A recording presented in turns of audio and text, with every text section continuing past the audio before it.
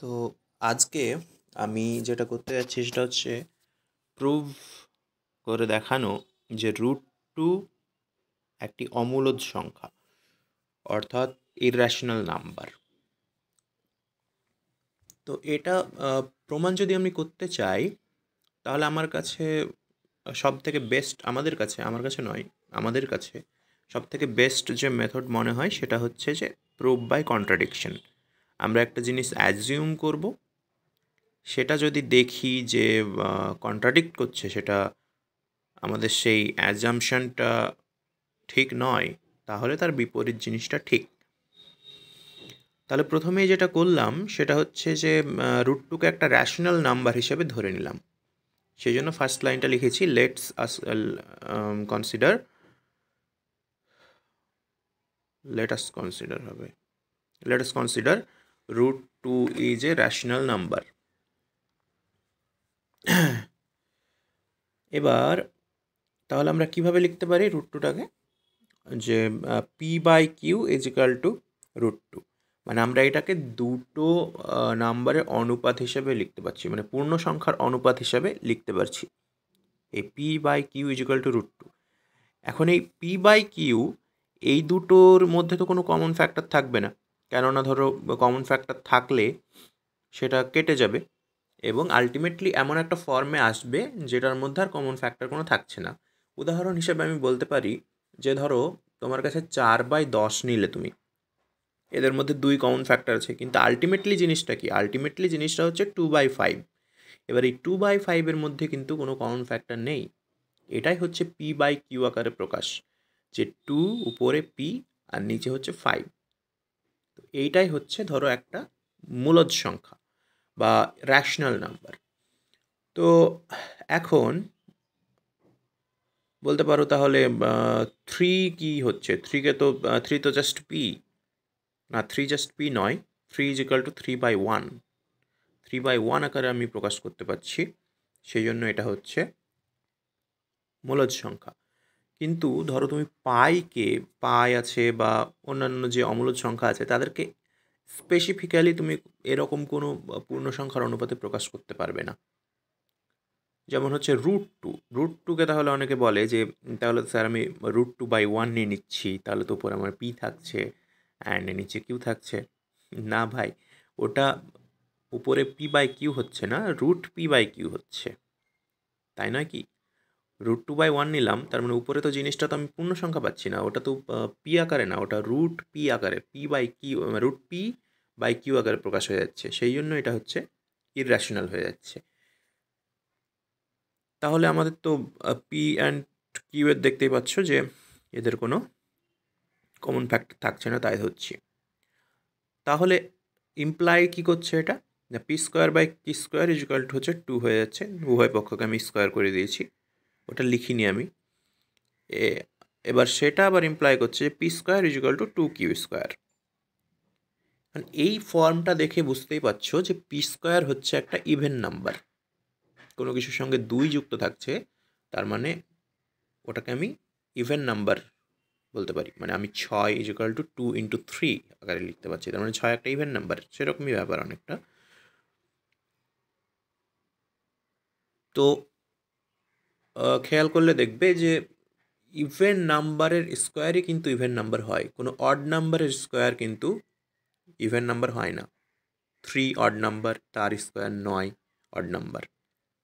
এরকম তুমি যে কোনো নাম্বার নাও, 81, তার যদি আমি বর্গমূল নিই তাহলে সেটা 9 হচ্ছে। তাহলে এটা তার মানে কী হলো? পিটা ইভেন নাম্বার হয়ে গেল, মানে p² যদি ইভেন নাম্বার হয় তাহলে পিটাও আমার ইভেন নাম্বার হয়ে গেল। সেই জন্য আমি পিকে কী ফর্মে লিখলাম? না, p is equal two 2r হিসেবে লিখলাম।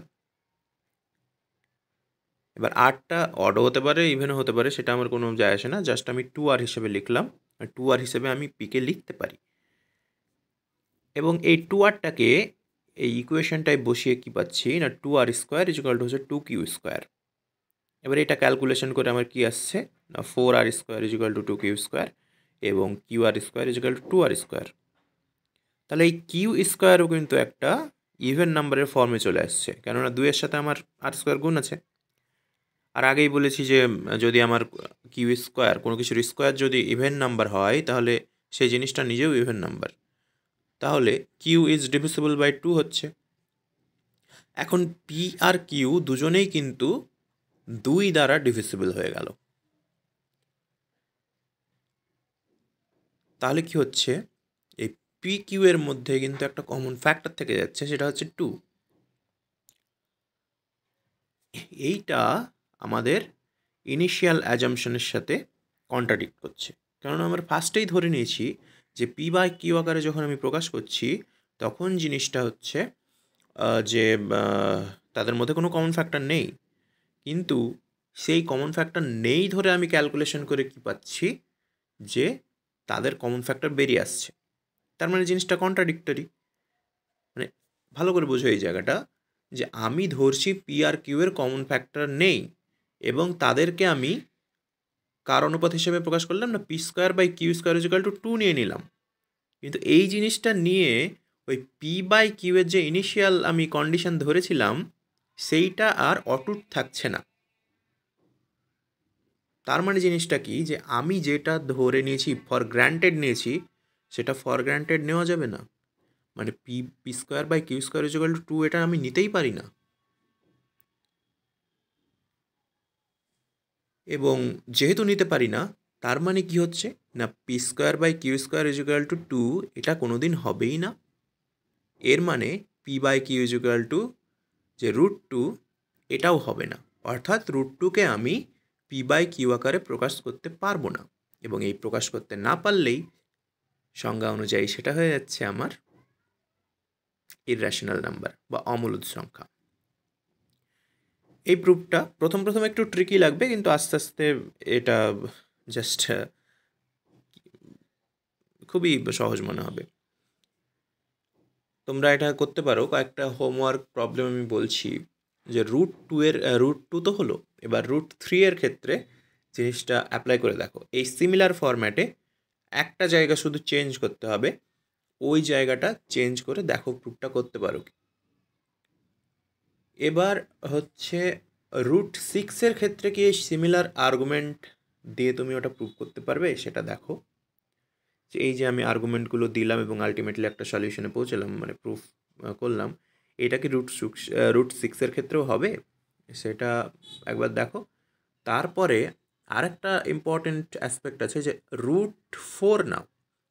√4 সবাই জানো যে √4 ইজ ইকাল টু 2, তার মানে এটা হচ্ছে একটা র্যাশনাল নাম্বার। কিন্তু এই √4কে নিয়ে এই একইভাবে থিওরেমটা প্রুভ করার চেষ্টা করো, যে √4 is equal to P by Q, এবং সিমিলার আর্গুমেন্ট নামাও, দিয়ে দেখো যে কোথায় আর্গুমেন্টটা ফেল হচ্ছে। তাহলে এক জায়গায় এসে দেখতে পাবে যে আর্গুমেন্টটা কিন্তু দাঁড়াচ্ছে না, এবং আলটিমেটলি প্রুভ হবে যে √4 একটা মূলদ সংখ্যা বা র্যাশনাল নাম্বার। ওকে, তাহলে এটা আমি পরে আবার দেখাবো, কিন্তু তোমরা তার আগে একবার চেষ্টা করে নাও। ওকে, গুড বাই, টাটা।